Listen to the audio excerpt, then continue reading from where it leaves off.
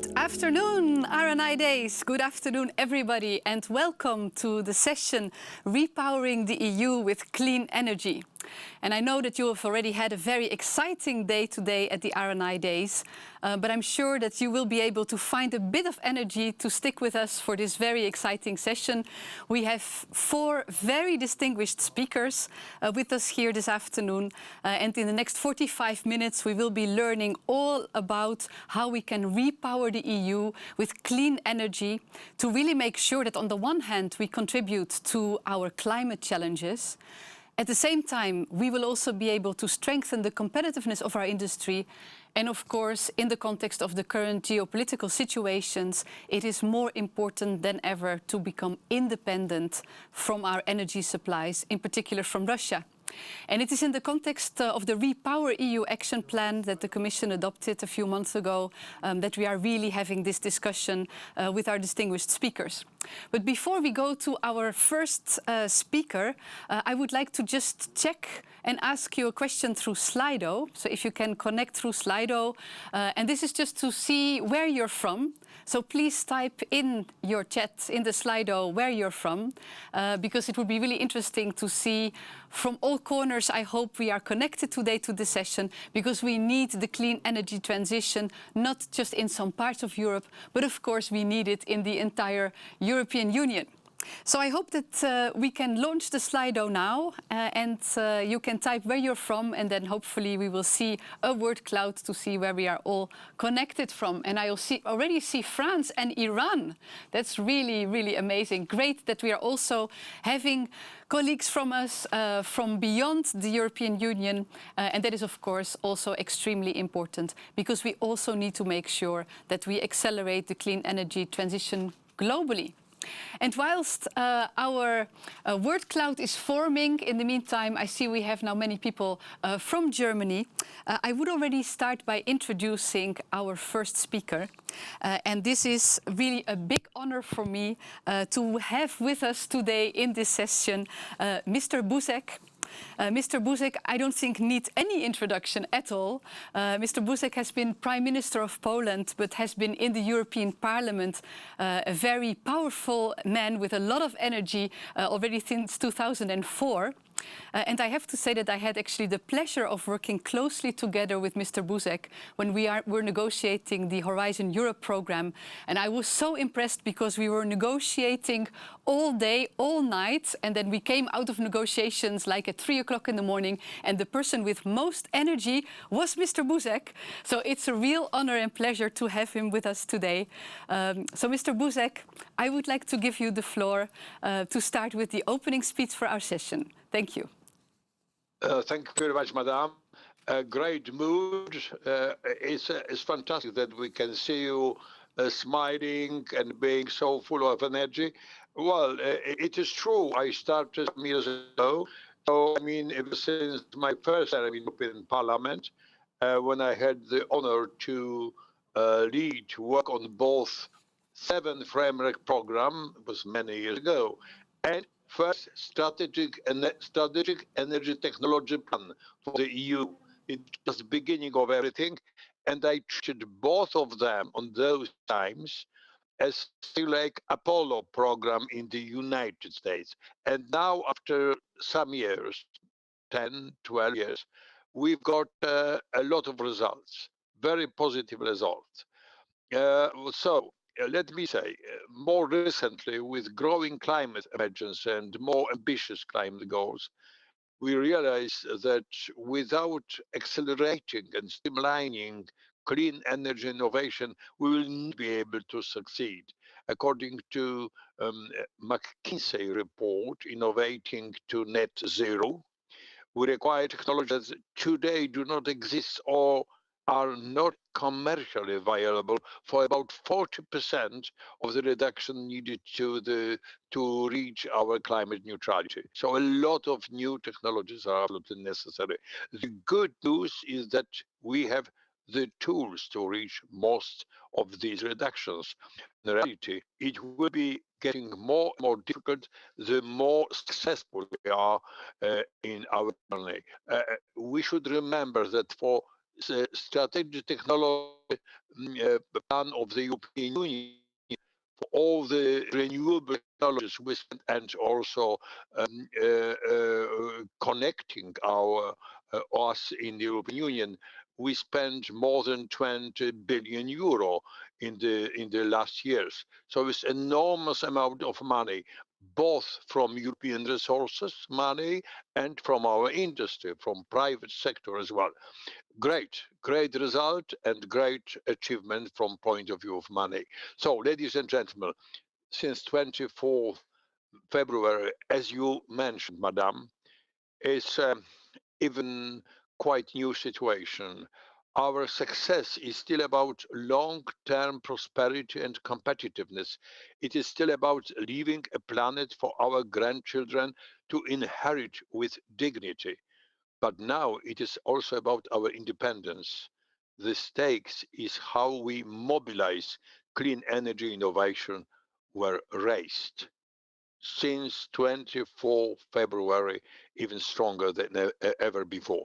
The old aims of our energy transition are still valid. On the one hand, we need energy to charge our phones, move our cars, and so on.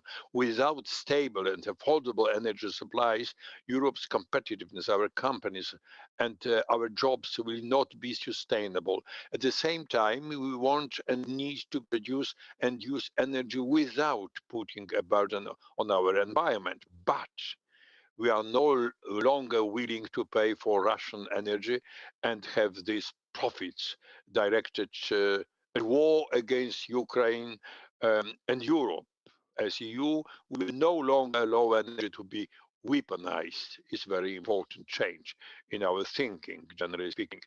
And the shape of Europe's future, not only energy related, but more generally, our future depends on our ability to successfully resolve these different aims: sustained supply of energy, affordable costs, protecting the environment, ensuring economic competitiveness, guaranteeing energy security, and broader strategic independence and sovereignty. Yesterday we opened, I was present there in my country, Baltic Pipe. It is our dependence in front of Russia, independence because the gas will be transported from Norway, reliable partner. In the future, it will be hydrogen possibility, hydrogen transported from Norway to Central Eastern Europe through Poland. Our success will also depend on better integration across different sectors. It's very important. Digital economy, transport, construction, environmental policy.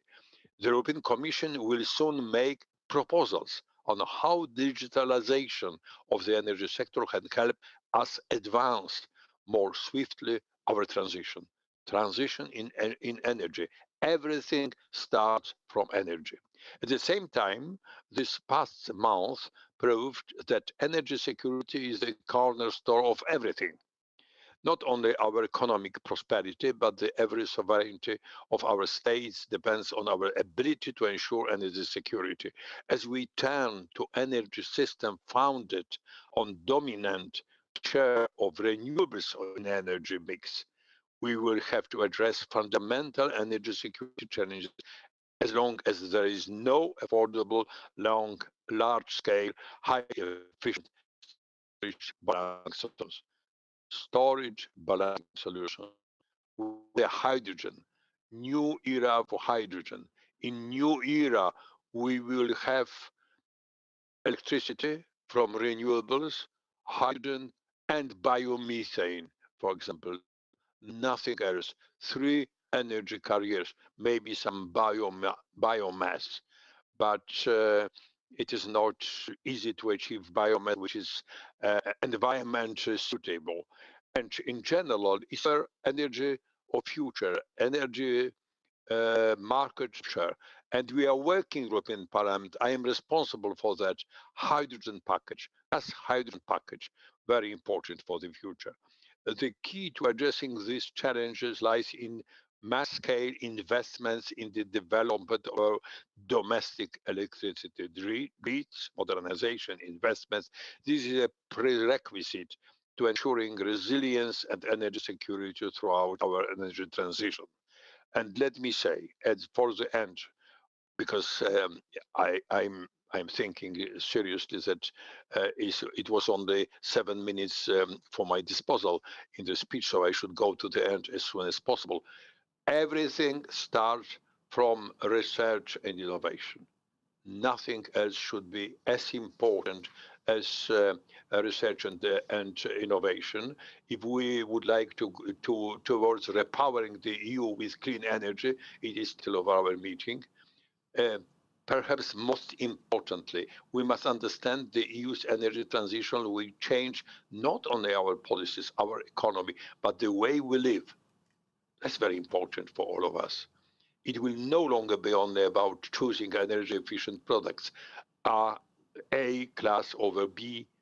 Soon, thanks to mobile application, we will buy the energy we need from a small cooperative in Lisbon that owns solar panels on the roof of nearby houses. And we can store energy also in our cars, in our batteries.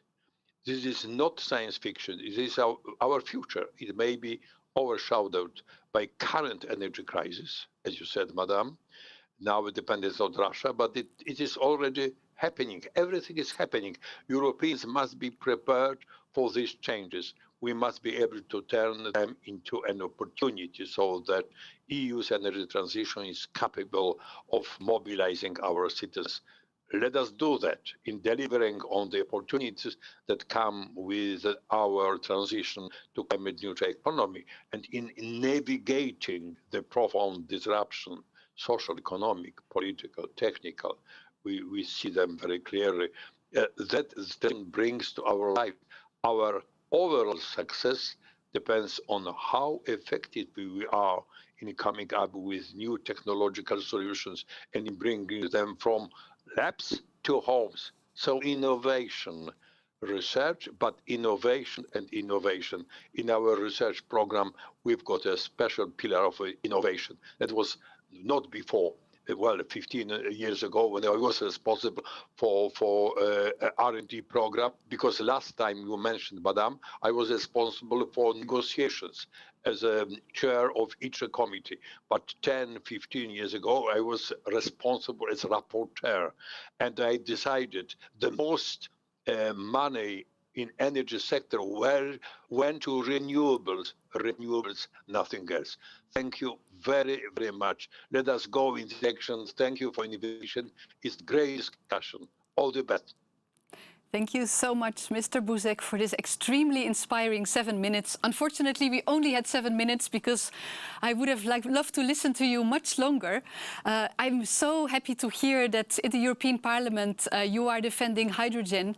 As you know, we are very, very much committed to hydrogen as part of our Repower EU action plan. We want to increase, the availability of hydrogen in the European Union with 10 million tons.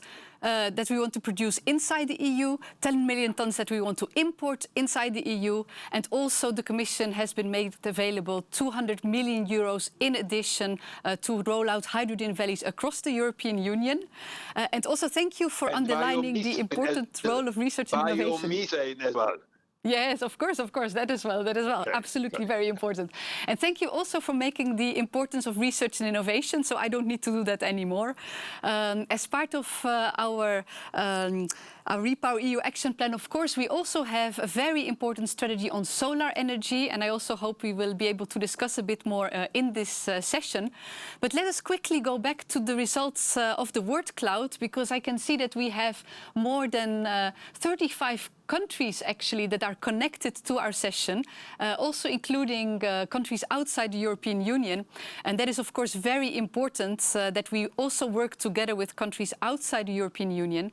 And there we are very active as European Commission in Mission Innovation, which is an international initiative that wants to drive forward the global clean energy transition and accelerate it. And as part of Mission Innovation, we are also having a mission on hydrogen where we want to stimulate having at least 100 hydrogen valleys across the globe. So not only inside the European Union, also across the globe. Now, before we go to our very distinguished panelists, I would like to hear first from the audience. So I hope you still have some energy left. Let's go to Slido, because I would be very interested to hear from you what you consider the most important element or thing to repower the EU with clean energy. And you basically have 4 options here, so please pick one. Don't cheat, don't take more than one, just pick one option. And then in the meantime, we will go to our first panelist, and then we will go back and look at the opinion of the audience. So actually, I'm very, very pleased now to introduce our first panelist, which is a very, very flexible lady as well, because I think this morning, Walburga, when you woke up, you had no idea that this afternoon you would be with us in the panel. So this also shows the flexibility that we need in the European Union for our energy systems as well. So very, very pleased to introduce Walburga Hemmetsberger. I hope I pronounced your name correctly. CEO Perfect. of the Solar Power in Europe. And Walburga has been so flexibly stepping in to replace a colleague who unfortunately is ill today. But it's really great to have you here. Now, I mentioned that we have this solar strategy for the European Union, and would love to hear your views about this later on. But as a warm-up question, what do you consider a key opportunity that cannot be missed to repower the European Union? That is very clear. Very easy question to warm up. Thanks very much for having me. Indeed, even if I'm only stepping in, I'm happy to be here with you today. It's clear we need to scale up renewables massively. And electrification will have to play a major role, but we also need to have these renewables to power the electrolyzers and power the hydrogen economy we want to build up in Europe. But I think it is key that we need to have more electricity in the system, electrify as much as possible, because that is what is needed and is most efficient in order to get us to what we finally want to achieve, which is affordable electricity, affordable energy, more generally. We want to be able to decarbonize, get us to the 1.5 degrees Celsius by 2050 at the latest. And we need to, and all of that means we need to scale up renewables big time. So Repower EU is setting this pathway, and I think it is really important that the European Commission has put it very clearly on paper that renewables is the way out of this crisis, the energy crisis, economic crisis, and the climate crisis. We just need to go much faster. The world is changing very, very quickly. And, you know, it already feels as if Repower has been something from a couple of years ago. There's been so many changes in the meanwhile, just clarifying once again that we need to go much faster. It's good to see more ambition. So, for example, we're still touching on the solar strategies, and I'm not going into the details, but the ambitions we're seeing are up 43% in Repower EU, and that's exactly what we need to go forward. Maybe one thing I should mention also at the very beginning, because I was very pleased to see that the Innovation Award, and maybe innovation, we will still touch upon it as well, the importance of innovation in this whole trajectory. The Innovation Award went to a solar recycling company today, Rosy Solar, which is very nice to see. They're one of the front runners in order to get the recycling economy going, because that's also the next step we need to take. To recycle what we're using in Europe in terms of the solar panels we're installing. So very nice to see that happening. Excellent. Thank you so much, Walburga. I have the same question for my second panelist, who is Mr. Bart Biebuik. Bart, you are the Executive Director of the Clean Hydrogen Joint Undertaking, a partnership that we have with industry. So we are working together to really roll out the hydrogen economy across the whole value chain. I'm very proud that the European Commission is investing €1 billion in this partnership, and very happy to have you as executive director, a true leader to help us move from basically niche market to a mass market for hydrogen. And Bart, you knew that you would be here. That was not something new for you today. But I did manage to learn something about you that we cannot find on the websites, because apparently you are a very good singer. Now, I hope that in the intervention, maybe you can provide your answer whilst singing, because Bart, please tell us very briefly what for you is the key opportunity that we cannot miss in Europe to repower the EU. Well, I think that the answer is pretty obvious. It's hydrogen. But first of all, thank you very much for having me and giving me the opportunity, of course, to talk a little bit about the partnership. But for Repower EU, yeah, I mean, hydrogen is definitely one of a very important pillar to reach the objectives of the Repower EU. As you said as well at the beginning, we have to get rid of the Russian gas as soon as possible. And so actually, one of the action plans in Repower EU is to replace 50 billion cubic meters of natural gas from Russia with hydrogen. And so, yeah, we are here actually in the partnership to make sure that we have the technology, the tools to realize this ambition. So, yeah. Excellent, Bart. That is very, very clear. So let's go to our third panelist today. A very warm welcome to Ana Quelas. I hope I pronounced that correctly, Ana. You're from Portugal and you're the managing director for hydrogen at the Energia de Portugal. And you're also leading the group strategy on renewable hydrogen. So warm welcome to you.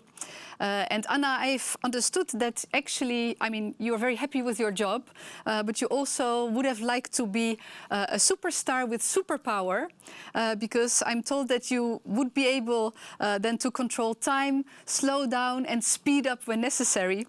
I think this is indeed very good. It would be great if we all would have superpowers to speed up. The only thing we can do now is really to work together to accelerate and speed up our clean energy transitions.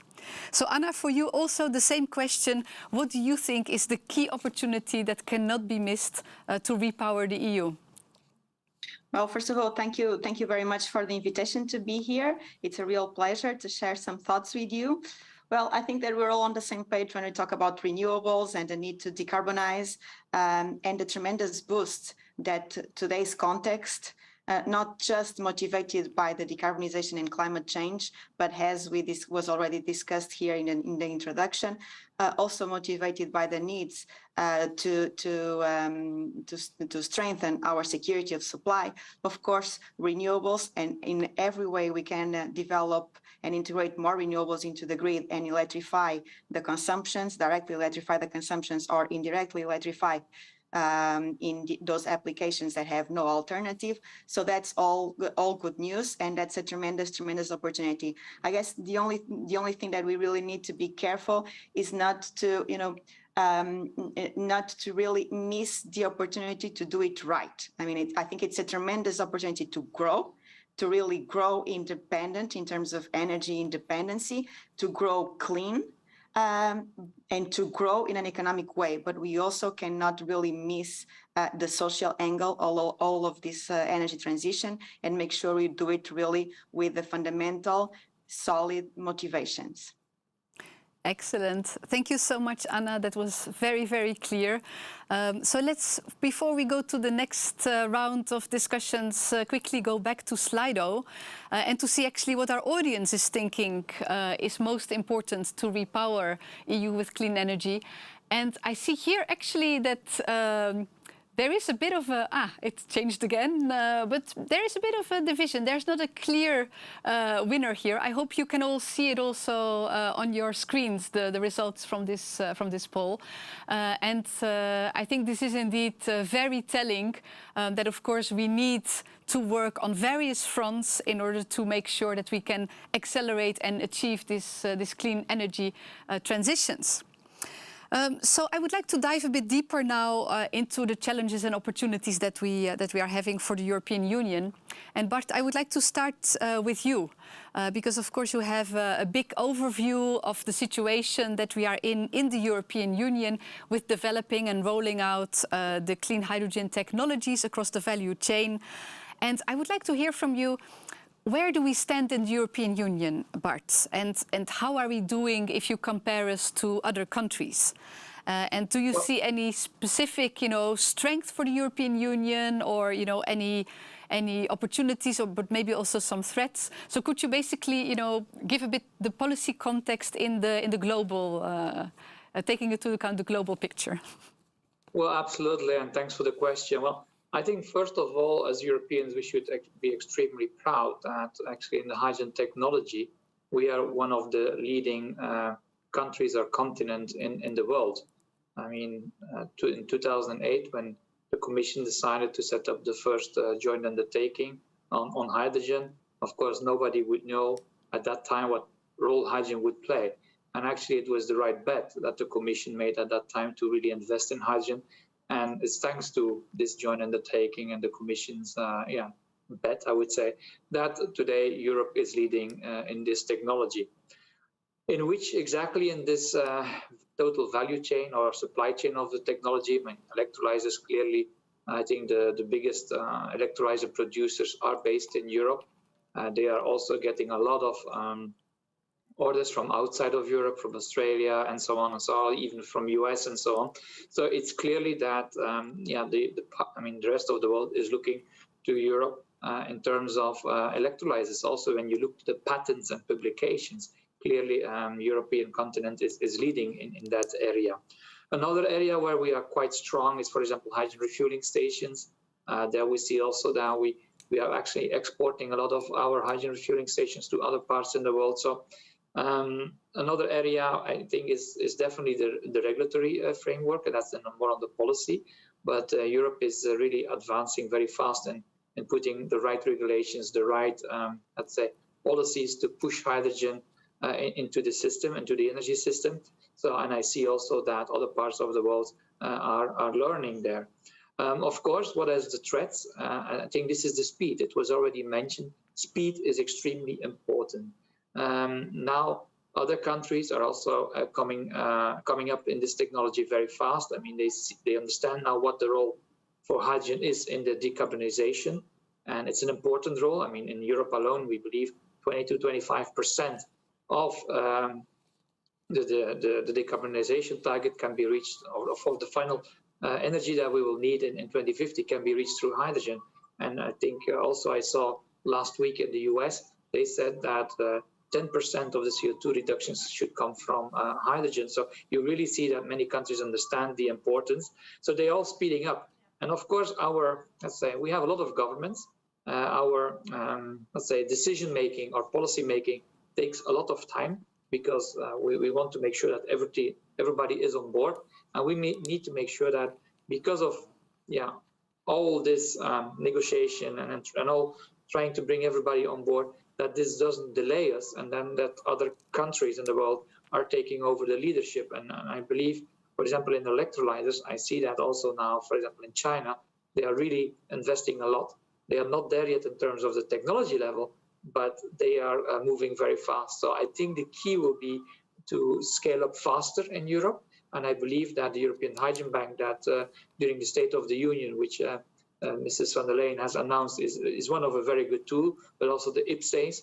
Last week we heard about the 5.2 billion euro IPCEI. This is a kind of a state aid waiver that the European Commission gave to several companies and member states. So these are the right, policies and the right measures, but we need to speed up. I think speed is here the key word. That's the biggest threat, that we might not speed up fast enough.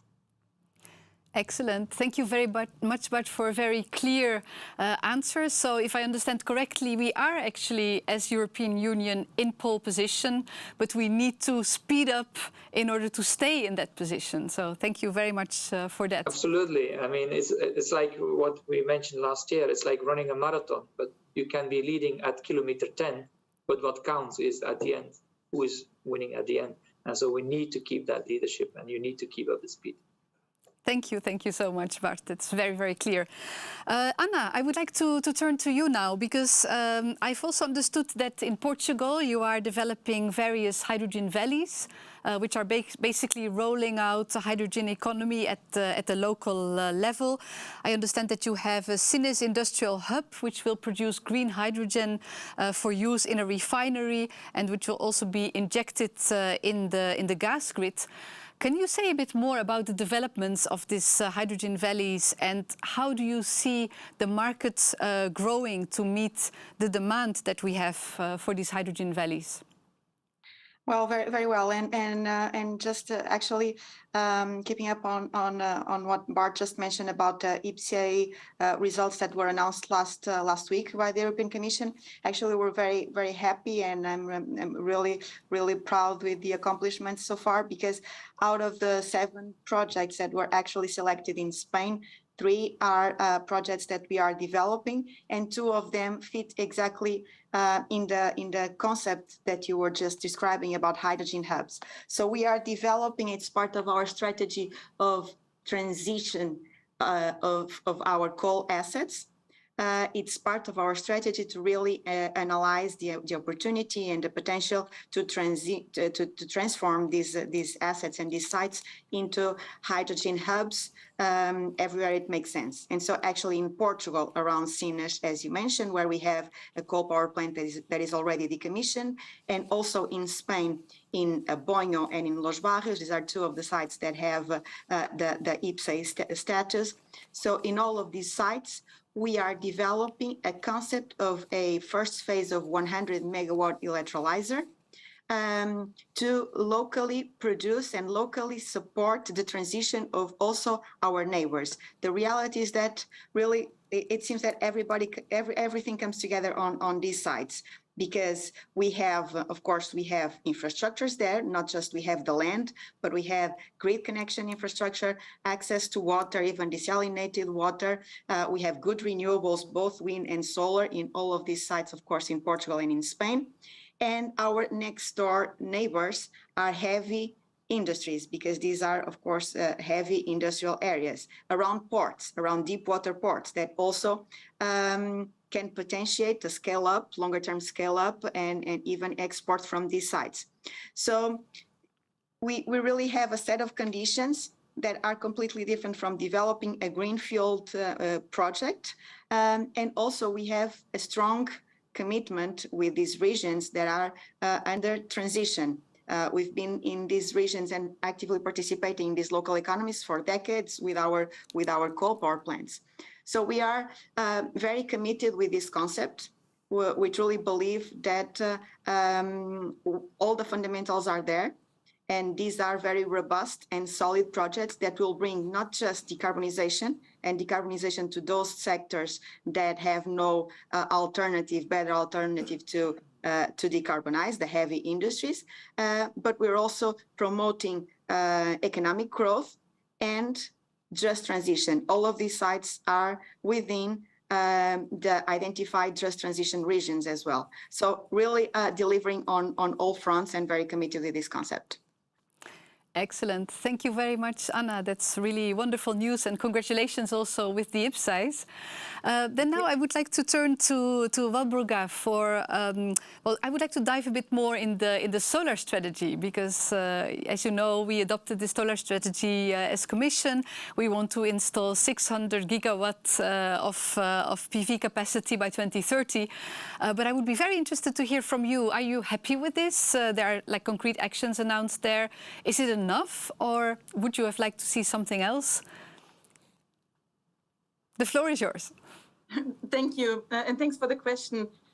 Because indeed, we are super happy to have the spotlight on the solar sector with the solar strategy, as we do think that we can kind of leapfrog also the developments, seeing what can be done. And you mentioned in the beginning that the solar sector is very flexible and very versatile. So that is very much what we can bring to the table. So now, are we happy? Yes, we are happy, but we do think that, you know, even if it's going in the right direction, there could still be some improvements in some of the areas. And I just want to mention 3. But before I'm doing that, let me just, first of all, join the choir of Bart, and I understand I didn't know, Bart, that you're singing, to say a little bit what we're proud of, because it is very much linking to the 3 points I would like to make. So first of all, we have a very thriving research community in Europe. So we have the best research institutes, worldwide best research institutes, which are producing innovations made in Europe.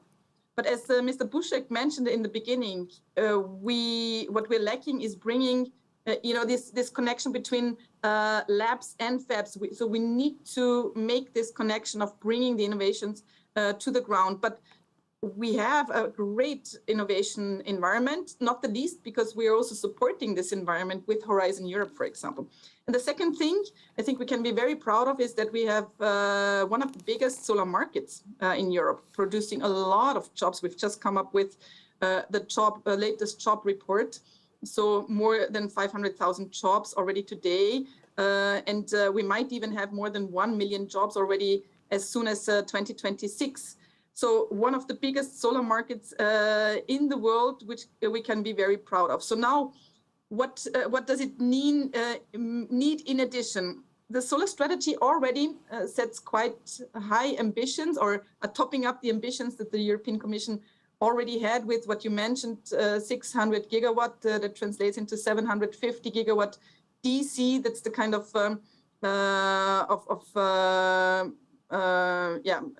figures we are counting in. We do think that we can be as high as 1 terawatt of installed solar by 2030, so we can even top it up. And just to give you a little bit of a flavor what's happening on the ground, beginning of this year, we thought that our high scenario for this year would be installing around about 40 gigawatt of solar. If you want to compare it to other technologies, that would be 40 nuclear power plants, 40 gigawatt, where people were smiling at us. Today, independent analysts think that we will even install up to 60 gigawatt of solar already in this year. So you see that the sector is also able to move very fast, responding to the needs we have in Europe. So one thing, we can go faster. Second thing, solar mandates, a proposal from the European Commission to put solar on all unused spaces and roofs in particular. We do think that by involving also renovation works, so not just new buildings, but renovated buildings, there's been a no-brainer to put solar on these roofs, because it's space which is not used anywhere for anything else. So we could be even more ambitious on that one. And third, and that's again linking to innovation, third, a very good proposal to have a solar PV alliance similar to the Hydrogen Alliance, pushing for industry to be reshored to Europe. We need to have very concrete actions, so a good step in the right direction, but we need to have support very fast in order to scale up as quickly as possible, to not just have the big solar market in Europe, but to also have industry. And there I also want to just highlight again that there's great opportunities for several regions in Europe, and not the least, Mr. Buschek, we talked about it just recently, for Poland, for example. Regions in transition, coal regions in transition, which could benefit from having industry, solar industry, in order to provide jobs and growth. And I stop here. Thank you so much, Walburga. I mean, this is extremely interesting. Unfortunately, I have this really big red clock that is ticking and the time is going too fast. We have around 5 minutes left and I still have so many questions I want to ask you. So let's be very focused now. I'm going to ask each of you still one question. Bart, to you. What are your top 3 priorities for research and innovation investments in the European Union? Just 3. Now, 3 top is definitely we need to make sure that we have the right electrolyzer technology. I mean, we have to scale up. I mean, today the biggest electrolyzer is 10 megawatt in Europe. We go to 20, but we need to build gigawatts. So for that, there's a lot of research still necessary. So we need to work on that, standardization and materials and so on. For electrolyzers, the second one is about storage. I believe that now we need to connect the dots, meaning the hydrogen production and the hydrogen usage, but we need to make sure now that the hydrogen reaches the consumers. So storage will be a key priority as a second priority, and third priority is the transportation of hydrogen. I mean, do we use it natural gas pipelines? Yes, I think there's a plan, the European hydrogen backbone, but how do we do that? I mean, do we need to refurbish those natural gas pipelines, liquid hydrogen carriers, I mean, ammonia, methanol, all these things. So I would say transportation or distribution of hydrogen, storage, and then first of all, scaling up of the electrolyzers. Still a lot of work to be done. Excellent. Thank you, Bart. A quick one for you, Anna, as well, because you are a competitive industrial player. So I would like to know from you in a few sentences, what do you think is key to make a global hydrogen economy a success? Well, I think first we need to create a demand. We really need to understand that although hydrogen is very promising and it certainly will be an important part of the solution towards the decarbonization, it's not a solution for everything. And so we really need to understand that different applications and utilization in different sectors bring different values for the decarbonization, and prioritize the application and then design policies accordingly to really promote the right uses of hydrogen. And so that would be the first thing, to really create the market in a way that it makes sense with the right policies, the right tools, the right standards or mandates to incorporate hydrogen in different sectors. And then on the production side, of course, we really need clarity and visibility on the definition of renewable hydrogen, not just in Europe, but in global, at the global scene, because really longer term, I think we all here believe that longer term hydrogen has really the potential to be a globally traded commodity through different forms.